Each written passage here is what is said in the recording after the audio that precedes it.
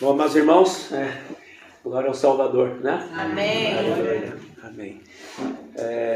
Depois de um tempo meio longe, né, dos irmãos, a gente acaba de voltar, voltamos praticamente sexta-feira à noite, da Venezuela e do Equador, 17 dias visitando os irmãos e as igrejas ali, e todos os irmãos já mandam um forte abraço e saudações aos irmãos aqui. Amém. A visita foi muito proveitosa e foi um momento de muito refrigério lá nesses dois países. Várias famílias. O que mais me tocou foi como o Espírito dirigiu essa visita nesses dois lugares, nesses dois países. Visitamos várias cidades e o que mais me impressionou foi como o Senhor trabalhou para resgatar famílias. Várias famílias que estavam desencorajadas, irmãos e irmãs que tinham deixado de reunir, muitos em situações de depressão, mas o Senhor nos levou a, além da própria palavra, nas reuniões, visitar as famílias e foi um grande encorajamento. Amém. Então, os irmãos ficaram muito satisfeitos e agradecidos, né, também, agradecidos à minha família e à igreja em Nyon também, porque eu falei que a gente deixa aqui vocês para poder visitá-lo, né? Os irmãos falaram, então agradeço aos irmãos de Nyon pelo fato da gente poder estar lá, né? E também dando essa porção na edificação do corpo de Cristo. Glória ao Senhor.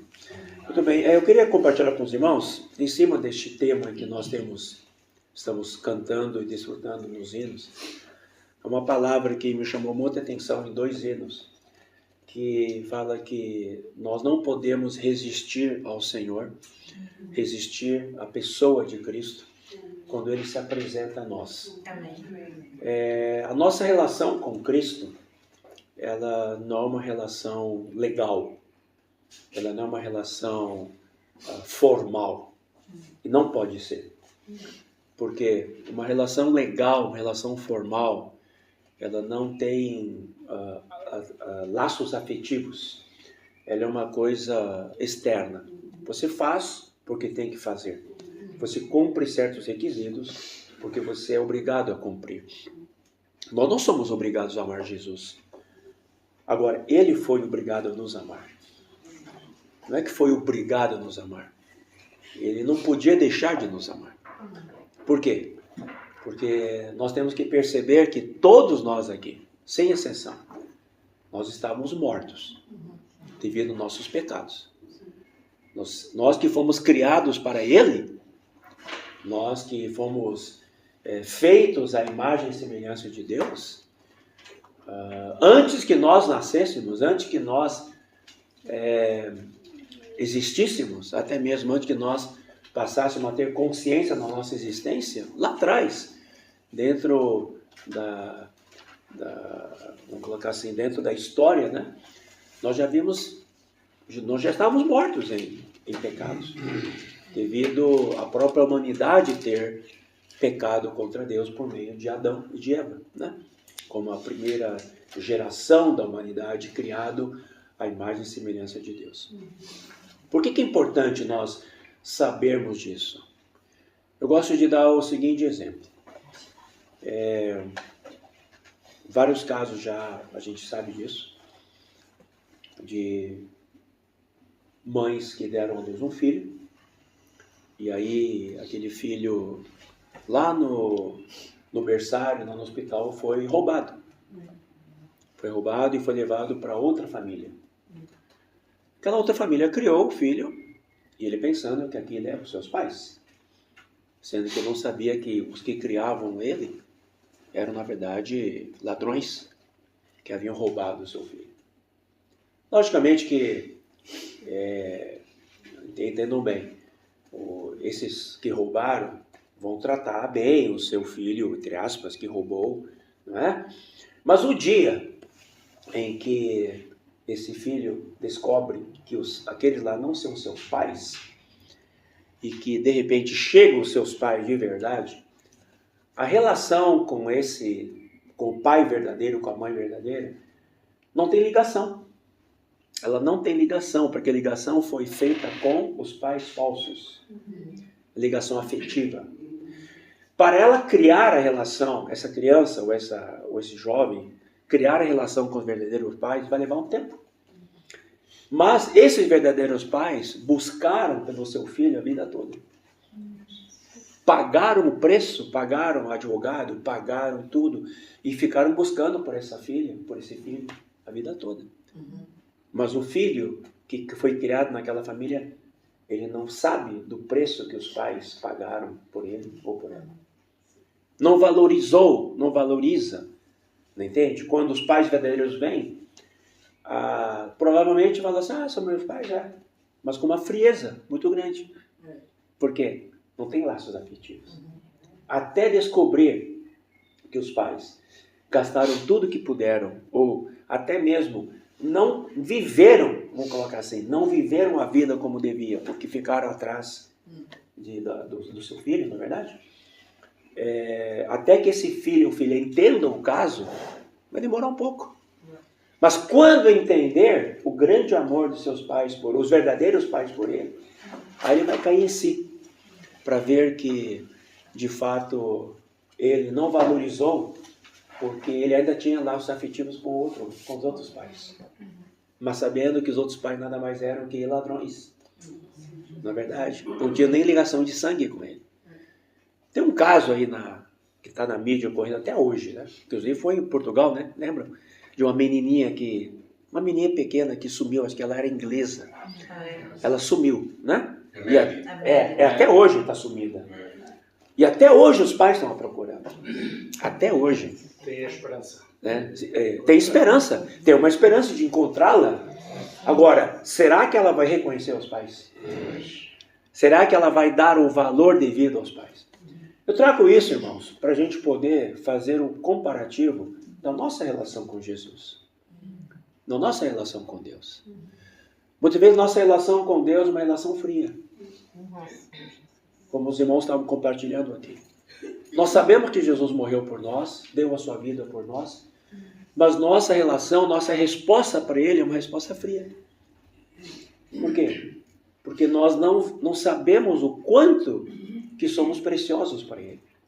Quanto que nós somos valiosos para Cristo.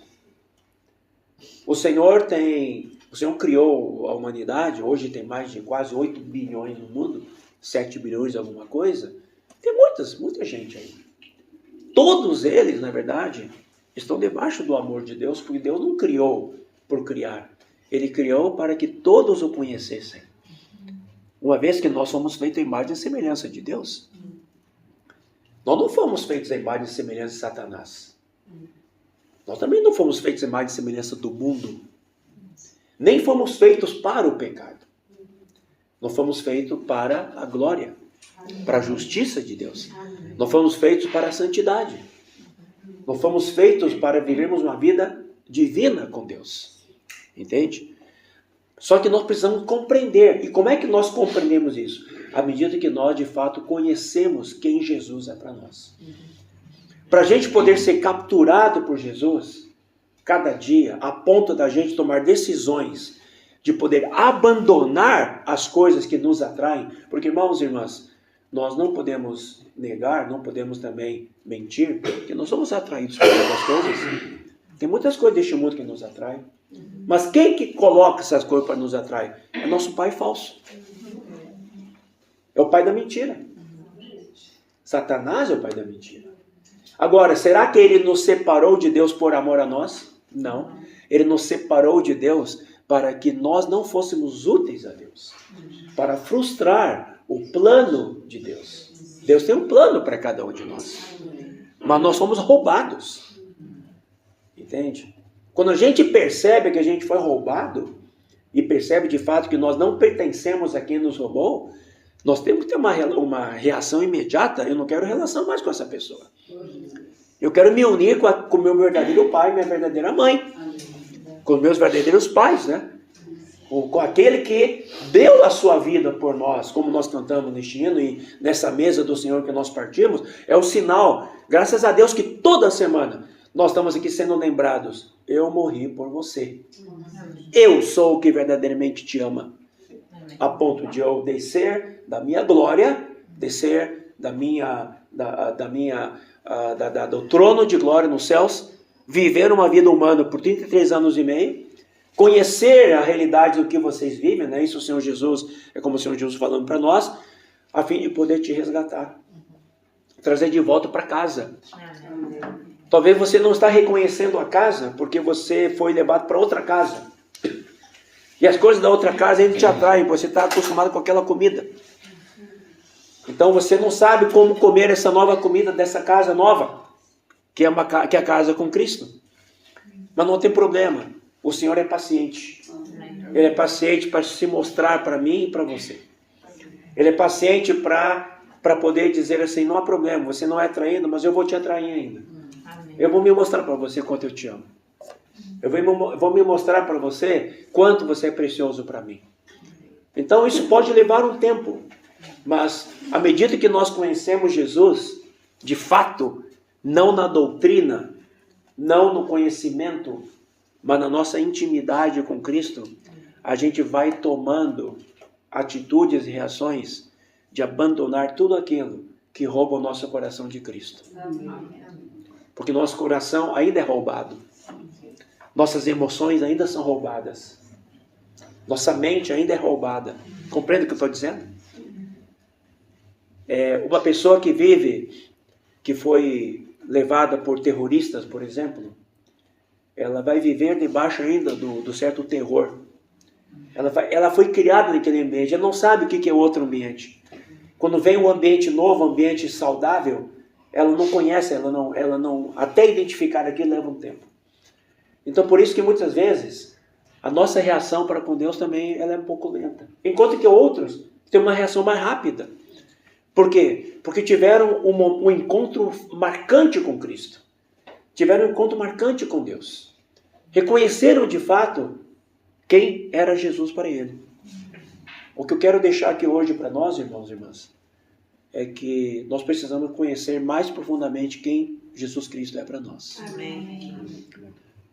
Não é uma questão de eu e você sermos convencidos por alguém. Não é?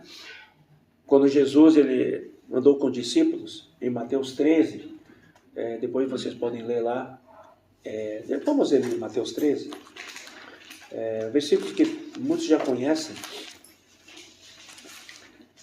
Esse versículo, inclusive, nós lemos também, desfrutamos lá nessa viagem à Venezuela. Mateus 13 não, Mateus 16, né? Mateus 16, versículo 13, diz assim: Indo Jesus para o lado de Cesareia de Filipe, perguntou a seus discípulos eram seus seguidores, tá certo? Os discípulos que Jesus chamou. E é interessante que quando Jesus chamou, Mateus 16, 13, quando Jesus ele chamou os seus discípulos, todos eles, sem exceção, foram assim. Jesus passou, viu Pedro e André ali pescando, só passou e disse assim, segue-me. Eles largaram tudo e seguiram Jesus. Eu não conheciam que era Jesus. Quem que é esse homem que passa e fala, segue-me, e eu largo tudo e vou seguir? Passou por Levi, que era Mateus, que era um cobrador de impostos, uma pessoa mal vista pela população. Por que mal vista? Porque é aquele que bate na sua porta e fala assim, eu tenho que pagar um imposto, hein? Eu creio que todo mundo quer fugir dele, né? E lá vem o Mateus de novo cobrar imposto, não é? Então, ele não era bem visto. Mas Jesus passou ali pela coletoria e falou, Mateus, segue-me. Ele larga tudo e segue Jesus. Sabe por quê? Porque naquele momento ali a gente vê o poder de atração de Cristo é irresistível. Quando Jesus passa na nossa frente de verdade e nos chama, é irresistível. Nós não podemos deixar de segui-lo. Talvez muitos hoje seguem a Jesus, mas não de maneira como deve, porque ele não passou ainda para te chamar com força. Então você segue porque outros seguem. Ali tinha vários discípulos que estavam seguindo porque seguiam os outros. Não estavam seguindo pela atração de Jesus. O que o Senhor quer hoje deixar para nós, se a gente não foi ainda devidamente atraído, peça ao Senhor, Senhor, passa diante de mim e me atrai como nunca. Amém. Para que eu não desista de ti, como os outros desistem. Por que muitos abandonam a fé? Porque provavelmente o chamado, ou o encontro com Jesus não foi suficientemente forte. Amém. Olharam mais para homens que para Jesus. Por isso que os versículos que a irmã Edna leu, quando vários abandonaram, quando Jesus começou a falar assim, eu sou o pão da vida, quem comer de mim viverá eternamente, quem beber de mim viverá eternamente, quem comer da minha carne e beber do meu sangue terá vida eterna. Eles falaram assim, esse homem é louco, né? Nós vamos embora, né? E aí os discípulos ficaram e Jesus perguntou, e você por que não vão? Falou assim, para onde iremos se tu tens as palavras da vida eterna? Sabe por quê? Porque esses que falaram assim foram os que foram atraídos irresistivelmente por Cristo. Amém. O verdadeiro seguidor de Cristo é aquele que é atraído irresistivelmente por Cristo. Amém. E hoje o Senhor precisa, nesse tempo final, que nós sejamos atraídos irresistivelmente por Cristo. Amém. Não importa o que passe na nossa vida, não vou desistir do meu Senhor que por mim morreu e por mim ressuscitou e deu a vida por mim, porque eu sei quem me cativou e quem é verdadeiramente o meu Pai. Amém. Quem é verdadeiramente aquele que me atraiu. Não serei mais enganado pelo pai da mentira, com as suas atrações, com seus prazeres, mas abandonarei tudo. Por quê? Porque quando o Senhor, Ele é irresistível, nada pode segurar. Amém. Então aqui em Mateus 16, Jesus pergunta então aos seus discípulos, aos seus seguidores, quem diz o povo ser o filho do homem? Quem diz o povo ser o filho do homem? Tá?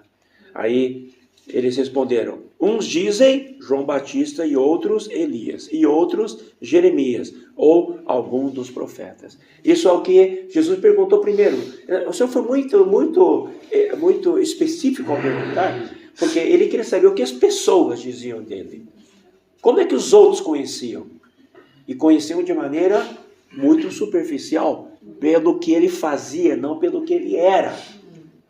Esse aqui está profetizando, ele está curando, deve ser um profeta como os outros. Era uma vista superficial. Mas aí Jesus pega e faz uma pergunta mais íntima, no versículo 15. Mas vós, e vocês? Continuou.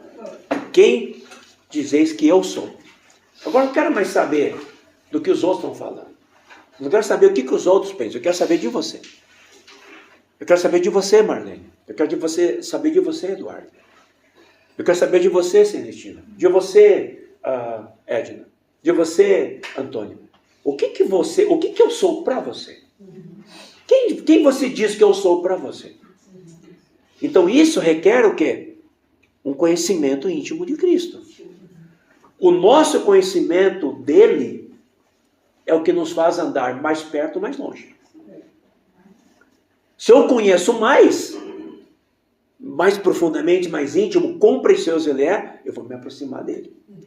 Se meu conhecimento é superficial, eu vou ficar mais longe. Não porque não ame, mas o meu amor é diretamente proporcional ao quanto eu conheço. Se eu conheço mais abandonarei as coisas. Se eu conheço menos, menos abandonarei as coisas. Não é verdade? Então, nossa relação com o Senhor tem que ser assim. Tem que ser uma relação de intimidade. Então, essa pergunta, temos que fazer todo dia. Temos que receber essa pergunta todo dia. Todo dia pela manhã, Antônia, é como o Senhor perguntar, Antônia, e hoje? Quem você diz que eu sou? Será que hoje eu sou mais que ontem? Será que hoje a minha experiência contigo, você comigo, ela está mais profunda, mais íntima? Será que hoje você é capaz de abandonar mais coisas por amor a mim? Porque eu te amei? Você só vai poder abandonar se você me conhecer mais. Correto? E aí, nessas últimas semanas, o irmão Adão, ele deu a palavra em cima do livro de Filipenses para vocês. Quero voltar em Filipenses, porque ali tem a experiência do apóstolo Paulo. Aí vamos ver alguém que de fato foi atraído de uma maneira incontestável a ponto de poder abandonar todas as coisas. Ou seja, a sua reação para com o encontro com Cristo foi tão marcante, que ele tomou decisões radicais na vida dele. As decisões radicais na nossa vida não podem ser movidas por convencimento humano. Muitas vezes a religião tenta nos falar assim, se você é um seguidor de Cristo, você tem que largar essas coisas. Ah, tá bom, então eu vou largar essas coisas porque tem que largar, né? Mas o que adianta largar se o teu amor por essas coisas ainda continua? Não é verdade? Eu vou dar um exemplo bem prático, tá? Minha esposa vai até rir com isso. Por causa da minha saúde, ela fala assim, não coma essas coisas. Por exemplo, eu amo torresmo. Eu amo torresmo. Tá? Eu amo torresmo. Aí, quando eu compro torresmo, uma vez ela fala assim, por que você está comprando essas coisas? Não, então ela não quer, por amor a mim. Tá certo? Tá, então em casa não como. Mas quando viaja assim, o irmão pega e fala assim, eu tô indo assim, hoje eu tô resmeio, né?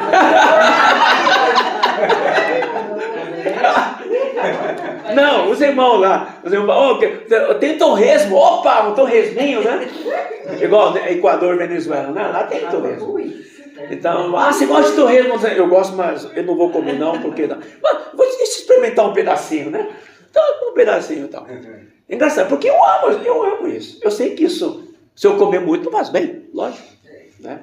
Então, eu estou dando um exemplo pequeno, que muitas vezes nós, assim, a gente deixa de fazer certas coisas, porque a gente, entre aspas, é obrigado a deixar, ou alguém nos fala para deixar. Mas aquilo está dentro de nós ainda.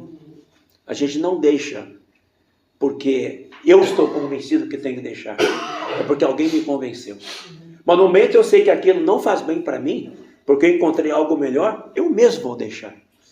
Sem que alguém me fale para deixar. Compreenderam? Então, Filipenses 3, aqui, o apóstolo Paulo, ele era uma pessoa muito especial. Né? Paulo não era um pescador apenas. Ele nunca foi pescador. Pedro foi pescador. Pedro até, vamos dizer assim, alguns dias que ele era iletrado.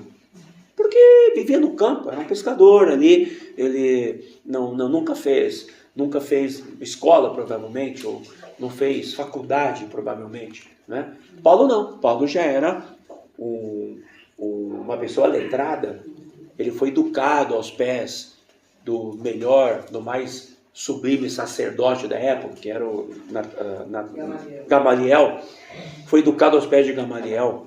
Então, ao falar assim, foi educado aos pés de Gamaliel, é a mesma coisa que alguém falar assim, foi educado hoje na Universidade de Sorbonne, em Paris, né? Ou na Universidade de Zurique. Então, opa, né? Esse cara conhece, né? E aqui diz então no versículo 3 de Filipenses 3, porque nós é que somos a circuncisão, nós que adoramos a Deus no Espírito, e nos gloriamos em Cristo Jesus e não confiamos na carne. Bem que eu poderia confiar também na carne. Se qualquer outro pensa que pode confiar na carne, eu ainda mais. Por que na carne? Com respeito à sua condição humana. A sua condição humana era elevada, ele podia se vangloriar.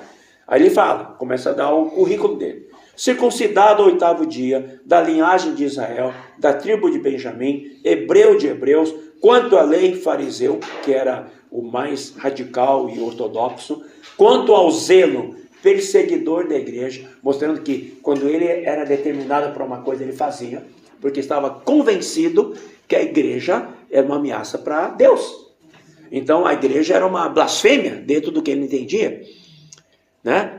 Os cristãos, então ele começou a perseguir os cristãos, perseguir a igreja, porque para ele, dentro do judaísmo, que é o Deus que ele servia, ele estava fazendo um favor para Deus de perseguir os cristãos. Até que Jesus aparece para ele e fala assim, Saulo, Saulo, por que me persegues? Aí ele falou, mas eu não estou te perseguindo. Mas quem persegue os cristãos está perseguindo a mim, porque eu sou o cabeça e os cristãos são o meu corpo. Aí ele entendeu que ele estava perseguindo Cristo, porque a igreja era Cristo.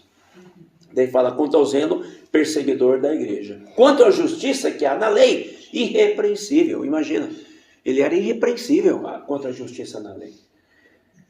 Olha o 7. Mas o que para mim era lucro, ou era ganho, né?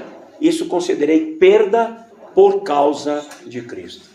Esse por causa de Cristo significa, o meu encontro com Cristo foi tão forte, que por causa dele, eu largo tudo isso.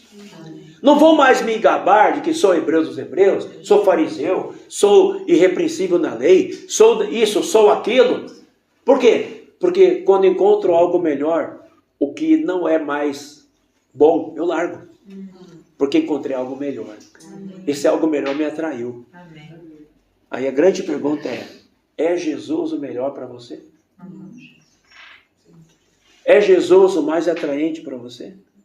Ou ele se compara com alguma coisa? Como nós cantamos nos hinos. A quem compararei? Né? Não há outro igual como tu. Será mesmo? Será que na minha vida e na tua não há outro igual a Jesus? Aí podemos usar várias coisas. Será que o nosso trabalho é igual a Jesus? Será que o nosso prazer é igual a Jesus? Será que o mundo que há é igual a Jesus para mim? É a mesma coisa? Jesus está no mesmo nível. Não temos que pesar isso na balança. O que esse mundo fez por nós? O que o trabalho fez por nós? Embora nós temos que trabalhar, nós temos que sobreviver, né? Fazer tudo. Mas eu pergunto, será que alguém, algum amigo, ou os prazeres deste mundo, o que eles fizeram para nós? Eles deram a vida deles por nós. Eles largaram a sua glória por amor de mim e de você? Quem largou a sua glória por amor de mim e você? Foi o próprio Deus que nos criou. Na forma de homem, como Jesus. Não é? Aí no versículo 8. Sim, deveras considero tudo como perda. Olha só, por quê? Por causa da sublimidade do conhecimento de Cristo Jesus. Por causa da sublimidade de Cristo Jesus, meu Senhor. Sublimidade e conhecimento. Não basta apenas o conhecimento. Quanto mais eu conheço, mais sublime esse conhecimento é. Sublimidade significa excelência. Ele chega num nível tal que não há como não ser atraído por Cristo. Não há como resisti-lo. E não há como essa excelência não fazer que eu abra mão das coisas. Não que eu abra mão das coisas com dor no coração. Eu abra mão das coisas com tranquilidade porque encontrei algo melhor. Não é? Reconhecemos que Cristo é o melhor para nós. Esse conhecimento de Cristo, o que Ele é, o que Ele fez, o seu valor só é capaz de atrair o meu coração. Isso precisa, irmãos e irmãs, ganhar a gente. Sublimidade do conhecimento de Cristo. Como é importante que eu e você, individualmente, tenhamos uma experiência mais profunda com Ele.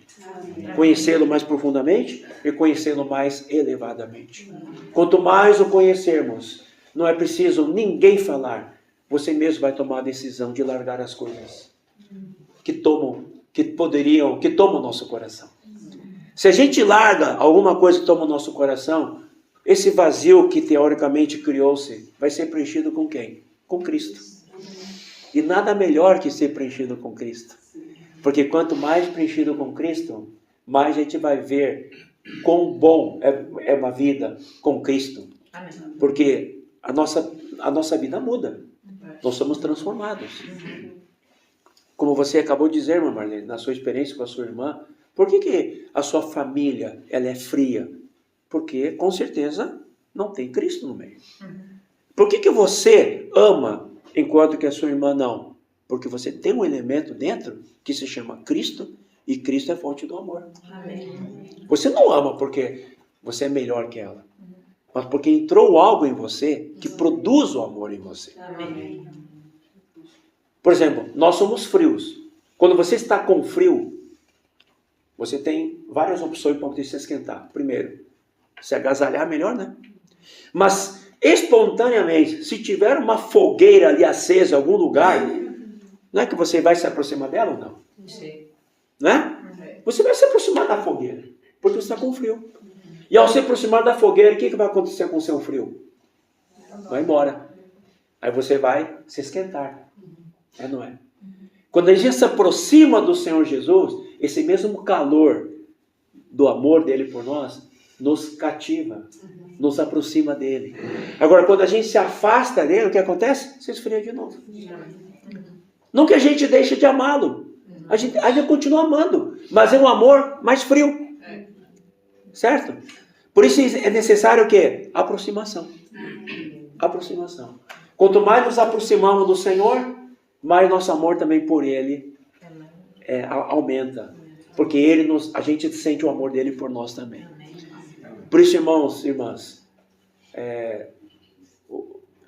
o que o Senhor quer hoje deixar para nós vamos nos aproximar mais do Senhor. Amém. Vamos aprofundar mais nosso conhecimento dele. Sabe? Não preciso de ninguém falar. Não preciso de ninguém falar. Eu quero tomar essa decisão por mim, entende? Você tem que tomar essa decisão por você. Aí fala assim mais. Por causa da sublimidade do conhecimento de Cristo Jesus, meu Senhor, por amor do qual, perdi todas as coisas. Ou seja, o amor é tanto, que eu largo todas as coisas. Amém. Entende? Uma pessoa quando ama uma outra pessoa, ela é capaz de sacrificar. Por exemplo, eu amo minha esposa, amo demais. Né? Ela também me ama. É um sacrifício mútuo. Tem certas coisas que eu deixo de fazer por amor a ela. Entende? Porque eu a amo, eu sei que para nós convivermos eu preciso deixar algumas coisas. Então eu deixo, porque eu a amo.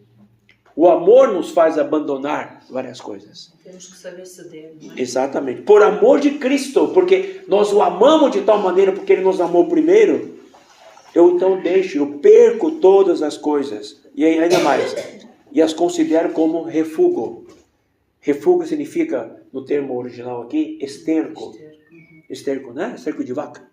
Considero como esterco de vaca. Então ele considerou o ser circuncidado ao 8º dia, o ser da linhagem de Israel, o ser da tribo de Benjamim, o ser hebreu de hebreus, o ser zeloso, o ser irrepreensível na lei, tudo como esterco, como nada valendo, porque ele conheceu aquele que tem valor inestimável, que é a pessoa de Jesus Cristo.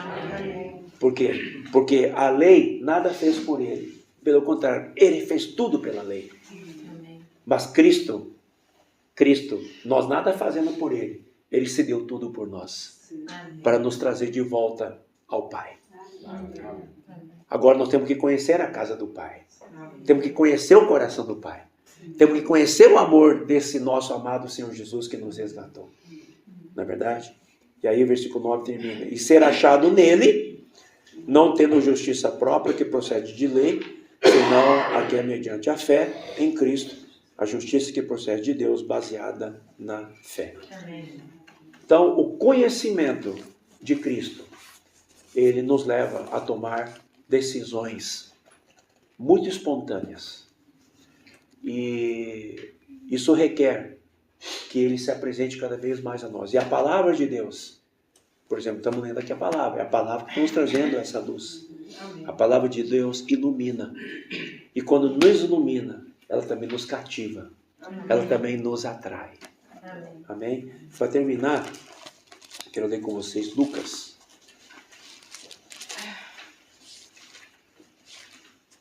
Perdão. João 12.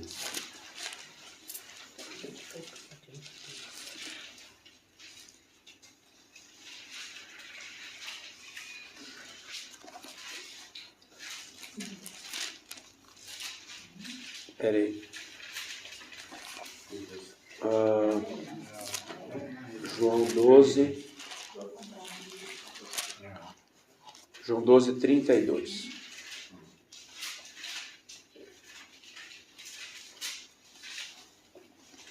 Fala assim: chegou o momento de ser julgado este mundo, e agora o seu príncipe será expulso. Esse aqui, Satanás será expulso, julgado quando Jesus fosse morto na cruz. Então vai ser o julgamento deste mundo, e o príncipe Satanás seria expulso. 32. E eu, quando for levantado da terra, ou seja, quando ele ressuscitasse, atrairei todos a mim mesmo. Tamanha é a força e o poder da morte e ressurreição de Cristo, que ele venha trabalhar como se fosse um imã. Entende?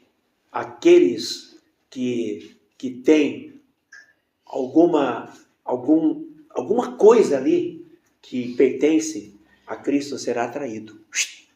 Ele vai atrair todos a ele mesmo. Amém. Aqueles que têm um amor por Cristo, aunque seja pequeno, ele tem algum elemento que quando Cristo passe, ele vai atrair. Amém. E aí o prego, né, vai grudar no imã. Não é verdade? Porque são os que lhe pertencem. Amém. Que o Senhor ganhe, sabe, irmãos e irmãs, o nosso coração cada dia mais. Amém. Que nós sejamos atraídos a Cristo, porque pelo que Ele é, pelo seu próprio valor, não pelo que pode fazer por nós. Mesmo que Ele não faça nada por nós, o que é impossível. Mas mesmo que Ele não fizesse nada por nós, só o fato dele ter nos amado a tal ponto de dar a sua vida, que já é o grande fato, já é o grande feito de Cristo, na verdade, já é suficiente para nos atrair. Então, nós não estamos aqui porque aqui é mais atraente. Até vou dizer, a nossa congregação não tem nada de atraente.